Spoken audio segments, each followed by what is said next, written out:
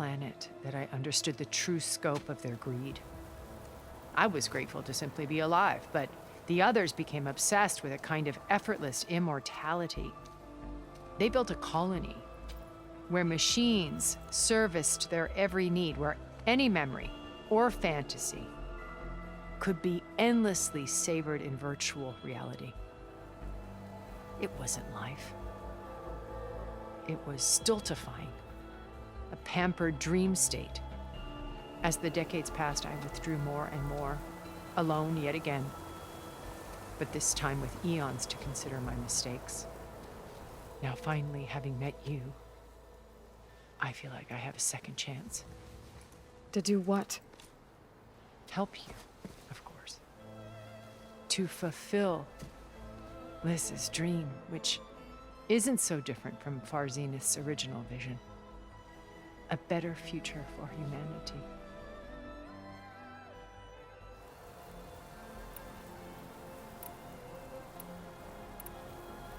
You said Beta is not in urgent danger, so what are the Zeniths doing to her?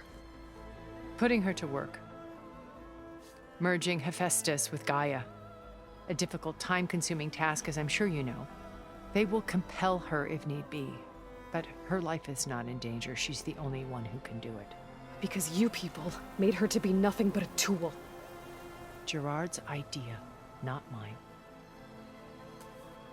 They always viewed me with suspicion when I attempted any form of kindness towards her. That's why I created the Data Channel, a virtual place where we could speak in peace.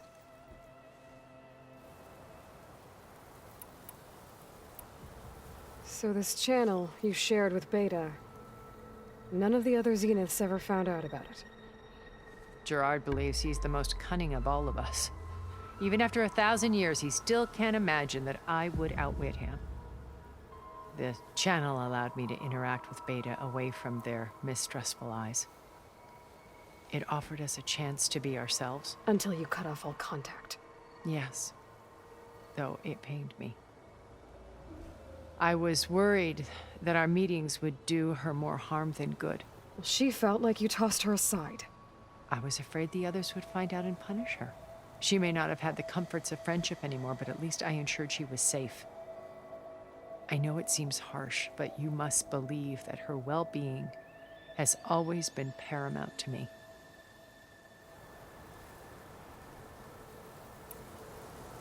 Why did you make the Data Channel look like this place? I built this house as a shelter to weather any storm. A safe place. Not just for me, but for the art stored below.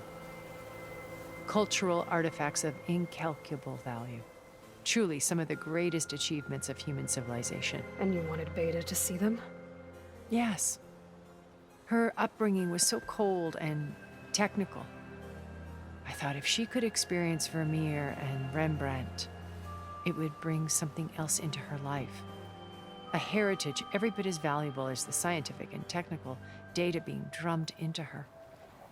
I'm sorry I had to cut off contact, but I'll never regret sharing this house with her. She needed its shelter even more than I did.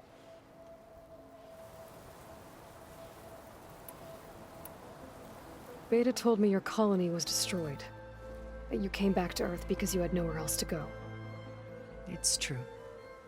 After we reached our destination, a planet in the Sirius star system, we spent decades building a new home.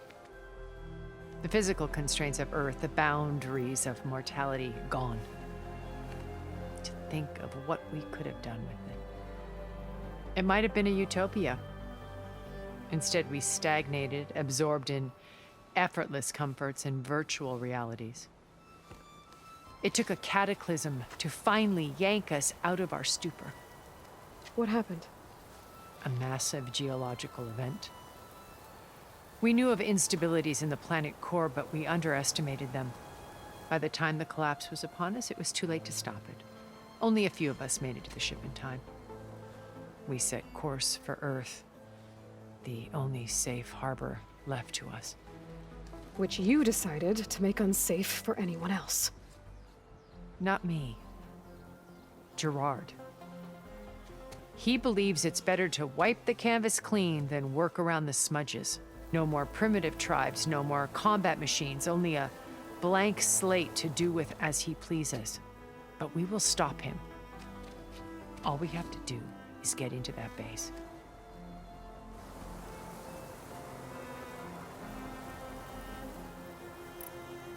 What exactly is your plan to sneak into the Zenith base? We will make use of a lesson I learned from an early age. Always know your exits. In this case, a place where Gerard's new construction meets the ancient foundation, a passage that only I can access. When Silence flings his army at the base, we will enter through this back door, bypassing most of the fighting. The distraction will provide us with a window in which to rescue Beta and Gaia.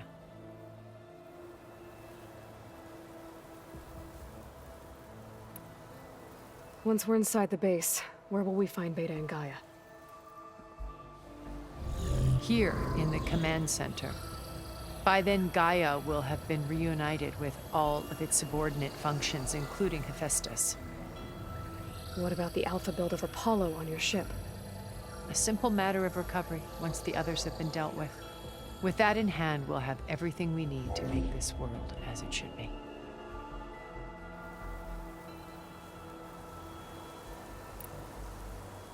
How do you know about Silence's plan? He isn't the only one adept at spyware. You hacked his focus? No, he's too careful for that. But his subordinates? Not so much. He gave additional focuses to the tribals he branded the Sons of Prometheus. The ones working with Regalla. By tapping their focuses, I learned about most of his dealings. The distribution of override technology, the arming of Tanakh rebels, and the secret pact with Regalla to attack Gerard's base. But how did he come up with a weapon that can take down your shields? That's the one thing I haven't been able to figure out, but however he did it, I'm quite certain it will work. With it and the Tanakh army, victory seems to be within his grasp. Such a shame he'll be disappointed. Regalla's only interested in killing Hekarro and waging war on the Karja. What does she have to gain by attacking Zeniths? It's the price she must pay for her war. Without the ability to override machines, her little rebellion would have languished in the desert. So she trades with the Sons of Prometheus. Machines to help her overthrow Hekarro. In exchange for an assault on the base. Pride has deluded her into thinking she can actually survive such a battle. And all without ever knowing who the Sons of Prometheus really answer to. Yet for all of Silence's brilliance, still he underestimates you. That blind spot is what will allow us to take Beta and Gaia right out from under him. While hundreds of Tanakh are cut down outside.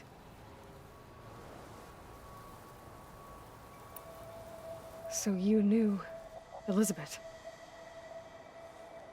What was she like? Liz was everything she was. I see in you. And more. Your ingenuity, your determination, your moral compass. You've managed to distill her greatest qualities and make them your own. I'm not asking about me. Tell me about Elizabeth. What was she really like? The honest answer is that I don't actually know. For all the time that I spent with her, she always kept a part of herself locked away. It was like that from the moment we met. So when you met Elizabeth, she was what? Distant? Aloof? Not aloof. Not exactly. It was a summit in Paris about machine learning. A touchy subject in those days. Because regulatory authorities were just starting to clamp down on AIs. Liz gave the keynote address. She had already achieved great renown for her work in automated environmental reclamation. But in her address, she was just starting to imagine the next step. An AI-driven system that wouldn't just act on its programming, but actually take responsibility for its sphere of influence. To care about life. Not just follow orders. Revolutionary stuff. I was fascinated. And I wanted to meet her for a long time. I watched her after her talk. She had spoken with such moral authority, such empathy. But after that, she retreated. I could tell she felt uncomfortable with all of her admirers. It was as if giving the talk had cost her something. I didn't want to be a pest, so I planned my approach carefully. So how did you finally approach Elizabeth after her talk? I picked the right moment. The morning of the next day, right as she came back to the conference, she had just had her coffee. She was fresh, rested. It was like she had braced herself for the onslaught of colleagues. I asked if I could walk with her, then put forth a question about her talk that I thought was intelligent. Her answer made me realize it wasn't, but she was very welcoming. Almost as if we were previously acquainted. It was only halfway through the conversation that I realized she knew exactly who I was. It was quite a shock to me. My business was trafficking in secrets, and I took great pains to protect my anonymity. So that was Liz, perpetually one step ahead. I came to view our meeting as a metaphor for our friendship. She always seemed to know me far better than I knew her. I guess I know the feeling.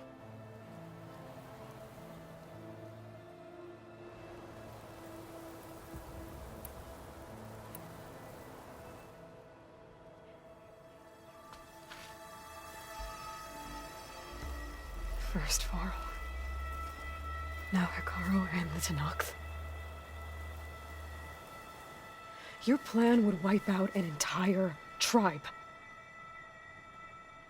There has to be another way. We are in an admittedly desperate situation, but I assure you there isn't. Remember Zero Dawn. Elizabeth's sacrifice. Sometimes many have to die for a new world to grow. If it looks impossible, look deeper. Wait. The data channel. It still exists, doesn't it? I need you to open it. Let me talk to Beta. Impossible. We might be detected. It's worth the risk.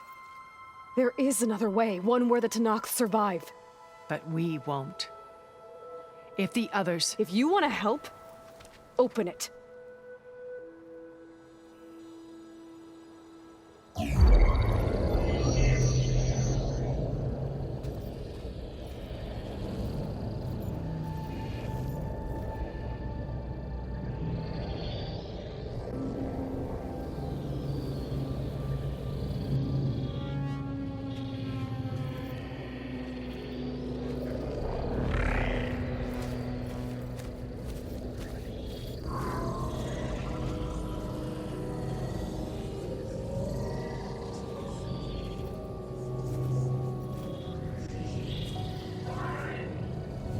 What are they doing to her?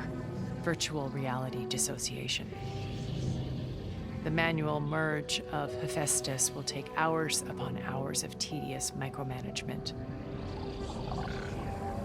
If she resists the work, they run simulations to induce feelings of isolation and despair. Beta, can you hear me? You're alive. They're watching me. I can't hold up this extra projection for long. You should have killed me. No. No, look at me. I'm coming for you. I promise, okay? I just need you to hold out a little while longer and work on the merge.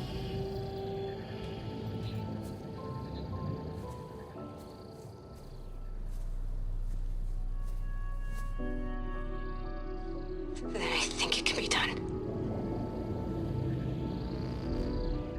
contact again when it's time. Can you hold on? As long as I know you're coming for me, I can endure anything.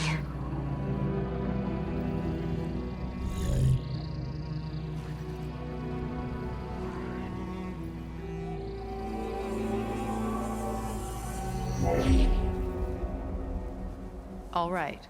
I did as you asked. Now I think you need to tell me what you're planning. I'm going to take Sylens' army away. I don't need it. Only the weapon he made to penetrate your shields.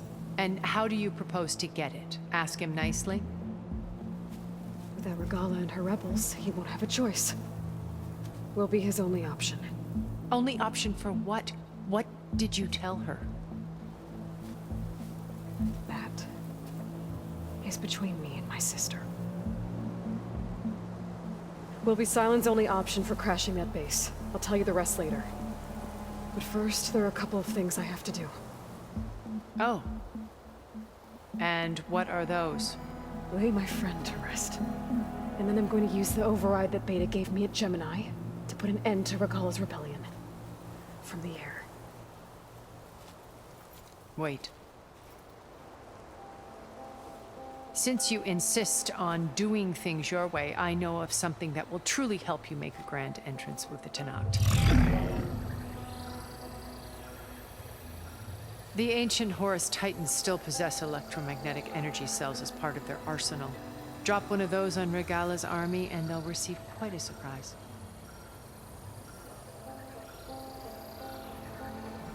So go, do what you must. I'll come to your base if you manage to bring Sylens to the table. Not if. When.